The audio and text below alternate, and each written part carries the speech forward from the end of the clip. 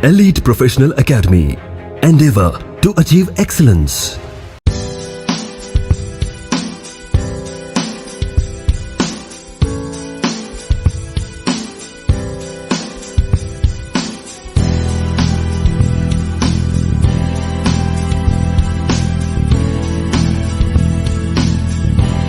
Kinds of share capital में, तो share capital के बेसिकली दो प्रकार होते हैं, ऑलरेडी वी हैव डिस्कस।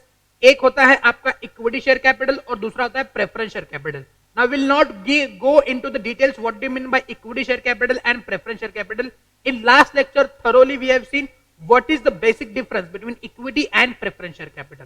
ठीक है, अब इस इक्विटी शेयर कैपिटल को वापस हम लोग दो पार्ट में डिवाइड करते हैं, that is equity share capital with the uniform voting rights and equity share capital with the differential voting rights. ठीक है, अब सर इस प्रेफरेंस शेयर के नीचे वोटिंग राइट्स क्यों नहीं लिखा है? Why they have not given voting rights in this preference shares? Can you tell me why they have not given that, why they have not written preference voting rights under preference share capital? Yes please जवानों जवाब करो फटाफट, I am waiting for your answers. No voting right because preference shares are not fix capital, एक limited time के बाद वो capital return देना है, but equity share capital company death होने। वेरी गुड मनाली जी, बिल्कुल सही जवाब दिया है आपने, सटीक जवाब मनाली जी का, बहुत आगे जाओगे बेटा। तो मनाली जी आप जो फिक्स पीरियड बोल रहे हो वो 20 ईयर्स का होता है, वो बात याद रखना। ठीक है, तो प्रेफरेंस शेयर कैपिटल को कभी वोटिंग राइट्स नहीं मिलते हैं। Okay, no voting right to preference share. तो यहां पे आप लिख सकते हो for the sake of your knowledge that no voting rights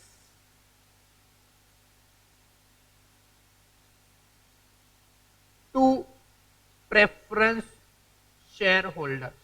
लेकिन इसका भी एक एक्सेप्शन है। ओके, इसका भी एक एक्सेप्शन है। ओके, वो एक्सेप्शन हम लोग क्या पढ़ेंगे? सीए इंटर में पढ़ेंगे, यहां पे अभी दिमाग में वो बातें मत लेके आओ। ठीक है, तो सीए इंटर में पढ़ेंगे। तो एक पॉइंट ऐसा है जहां पे आपको प्रेफरेंस शेयर होल्डर्स को भी वोटिंग राइट देना पड़ता है। ओके, ये डिविडेंड वाला पॉइंट है, नॉन पेमेंट ऑफ डिविडेंड, बस यहां पे लिख दो non payment of dividend. Exception है नॉन पेमेंट ऑफ डिविडेंड। अब इसकी टेक्निकल बातें हम लोग सी एंटर में पढ़ेंगे। ठीक है, तो अभी मत पूछो कि सर ये non payment of dividend pay कैसे मिलता है, बस ये समझो कि अगर उनका डिविडेंड नहीं दिया जाता है तो फिर उनको वोटिंग राइट्स मिल जाते हैं। ठीक है, लेकिन जनरली अमूमन तौर पे प्रेफरेंस शेयर होल्डर्स को कभी वोटिंग राइट दिए नहीं जाते हैं। Voting rights are available only to the equity share holders. Voting rights are available only to the equity share holders. अगर मान लेते हैं हमारे पास है mister X and mister Y. Okay, mister X ने एक कंपनी का इक्विटी शेयर्स होल्ड किए हैं, क्या होल्ड किए हैं? इक्विटी शेयर्स होल्ड किए हैं, और मिस्टर वाई ने उसी कंपनी के प्रेफरेंस शेयर होल्ड किए हैं। तो मिस्टर एक्स को कहा जाएगा प्रेफरेंस शेयर होल्डर और मिस्टर वाई को कहा जाएगा ऑटोमेटिकली, सॉरी, मिस्टर एक्स को कहा जाएगा इक्विटी शेयर होल्डर और मिस्टर वाई को कहा जाएगा प्रेफरेंस शेयर होल्डर। और मिस्टर एक्स को मिल जाएंगे voting rights, mister X company के मीटिंग में जाके वोट कर सकते हैं, लेकिन मिस्टर वाई को वोटिंग राइट्स नहीं मिलेंगे। So no voting rights to the mister Y as he is being a preference share holder. लेकिन मिस्टर एक्स को जो वोटिंग राइट्स मिल रहे हैं वो डिपेंड कर रहा है कि कौन से प्रकार के इक्विटी शेयर्स वो होल्ड कर रहे हैं। ओके, तो on the basis of equity shares हम लोग equity on the basis of voting rights equity shares को हम लोग दो पार्ट में डिवाइड कर सकते हैं। पहला पार्ट होगा that is equity shares with the normal voting rights, equity shares with the normal voting rights, और दूसरे होते हैं equity shares with the differential voting rights, equity shares with the differential voting rights. Please इस बात को आप ध्यान से पढ़ेंगे। दो प्रकार के इक्विटी शेयर्स होते हैं on the base of voting rights, एक होते हैं नॉर्मल वोटिंग राइट्स और एक होता है differential voting rights. Now what do you mean by this normal voting rights और दूसरा आपका डिफरेंशियल वोटिंग राइट्स? अगर मान लेते हैं आप इक्विटी शेयर्स होल्ड कर रहे हो, जैसे एग्जांपल के तौर पे हमने यहां पे मिस्टर एक्स का नाम लिया है, तो मिस्टर एक्स ने किसी एक कंपनी के शेयर्स होल्ड किए हैं, फॉर से mister x is holding 1000 shares. तो जनरली रूल ऐसा है कि एक शेयर को मिल जाता है एक vote, one share is equal to one vote, this is the rule.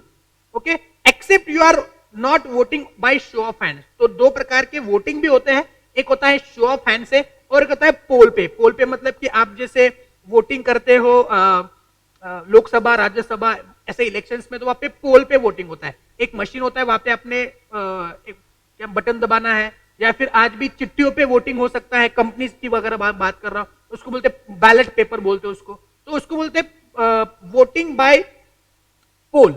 तो पोल पे अगर वोट करते हैं तो एक शेयर को एक वोट मिलता है, शो ऑफ हैंड से वोट करते हैं तो 1 मेंबर 1 वोट का नियम होता है, ठीक है।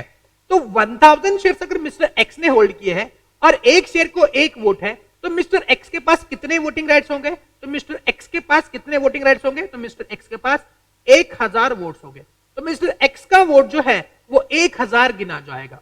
ओके, मिस्टर एक्स का वोट जो है वो 1000 वोट्स गिना जाएगा। तो mister x is holding 1000 votes in particular company in which he is a share holder, ठीक है।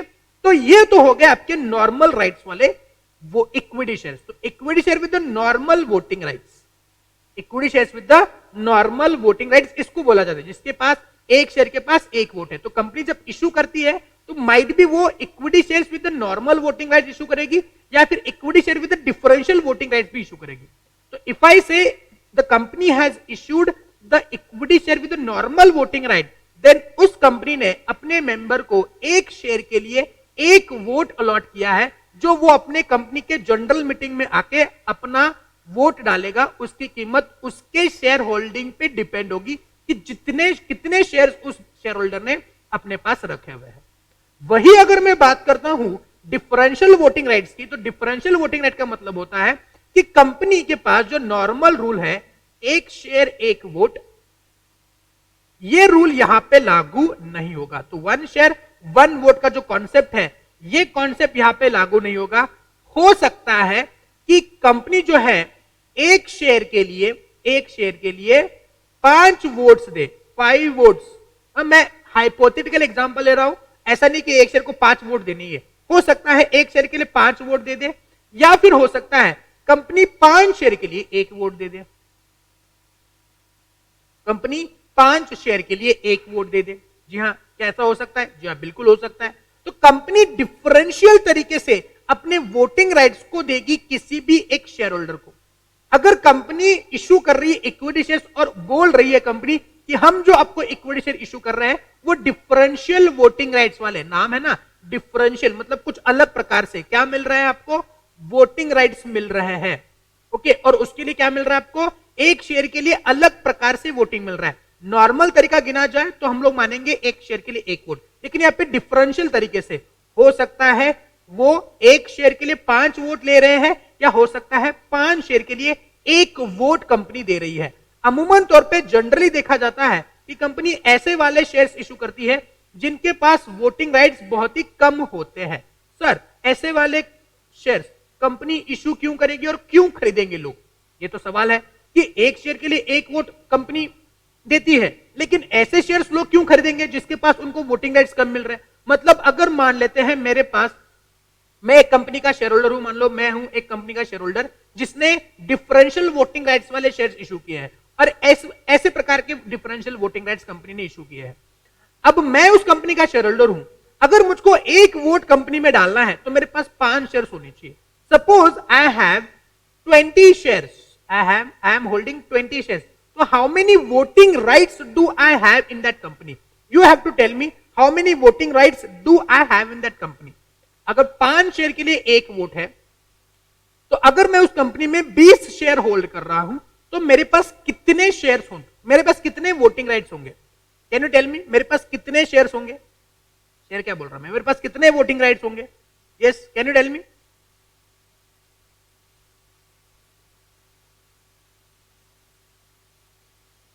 वेरी गुड केदार जी।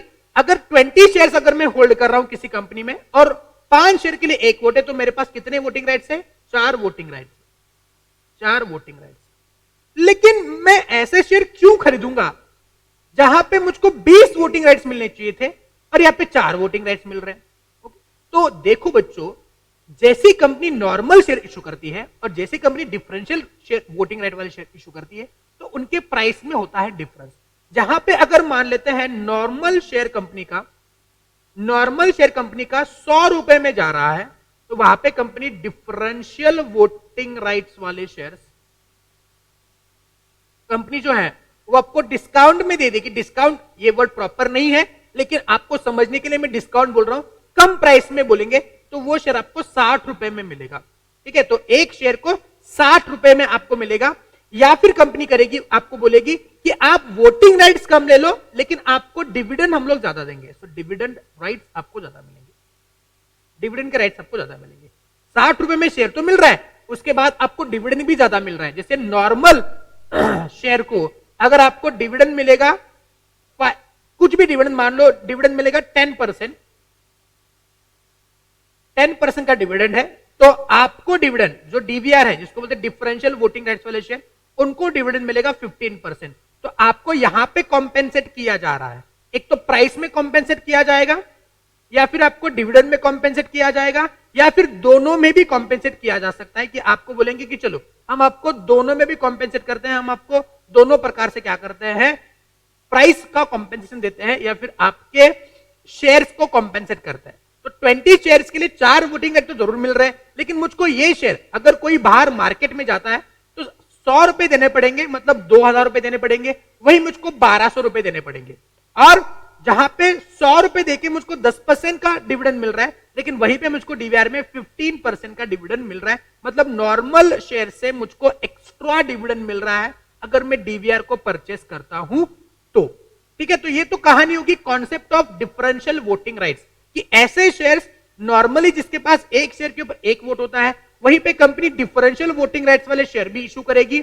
जहां पे कंपनी चाहे तो ज्यादा वोटिंग राइट्स, चाहे तो कंपनी कम वोटिंग राइट्स भी दे सकती है।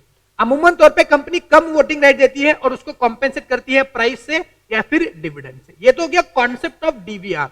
Now the point is, what is the reason behind कि कंपनी डीवीआर इशू कर रही है। What is the reason behind it कि कंपनी डीवीआर इशू कर रही है, ठीक है। चलो एग्जांपल लेते हैं, हमारा एग्जांपल लेते हैं ईपीए लिमिटेड।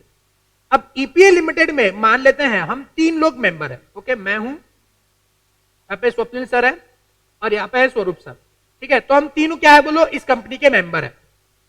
अब हमारे पास कंपनी का इक्वल राइट्स है। मेरे पास 33.33% का शेयर होल्डिंग है, तो अपने सर के पास भी 33.33% का वोटिंग राइट्स है, शेयर होल्डिंग है, और स्वरूप सर के पास भी 33.33% के शेयर होल्डिंग है। अब हमारे पास इक्वल राइट्स है।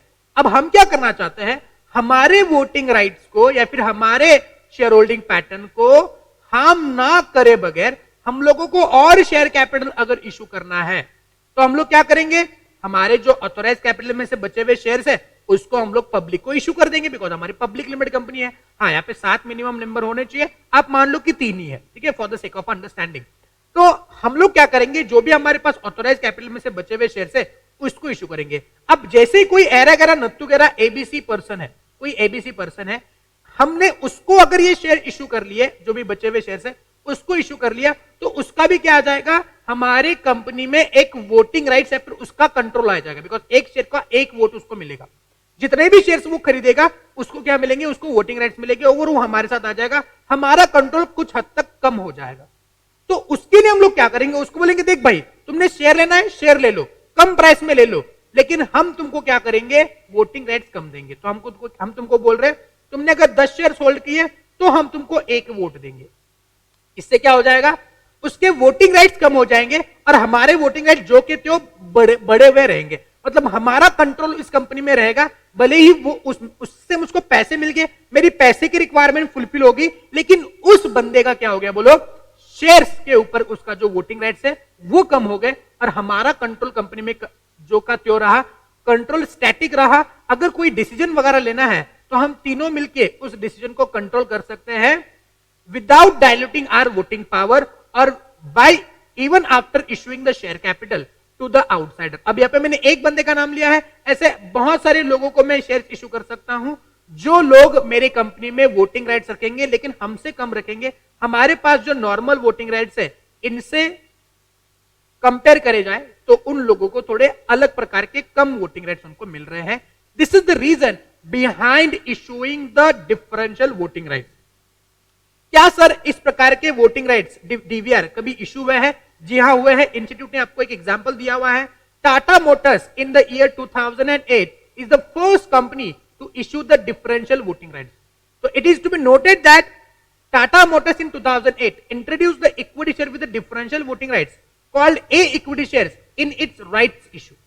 In this issue, every 10 equity shares carried only one voting right. तो मैंने अभी जो एग्जांपल दिया आपको कि 10 इक्विटी शेयर्स अगर आप टाटा मोटर्स की लोगे तो आपको एक वोटिंग राइट मिलेगा, और अगर आप डीवीआर वाले लोगे तो कंपनी पहले बोलती है कि ये डीवीआर है, carried one voting right but would get 5% points more dividend than declare, लेकिन उसके लिए उनको क्या मिलेगा, डिविडेंड एक्स्ट्रा मिलेगा 5%, जो नॉर्मल से 5% एक्स्ट्रा मिलेगा than declared on each ordinary shares.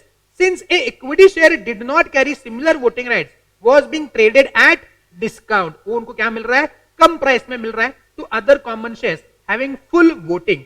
Other companies which have issued equity share with the differential voting rights, popularly called DVRs, are Future Retail and Jain Irrigation among the other. तो ये दो और company है, future retail and Jain irrigation, ये दो और companies है जिन्होंने क्या किया है, डिफरेंशियल वोटिंग राइट्स के शेयर्स अब तक इश्यू किए हुए हैं.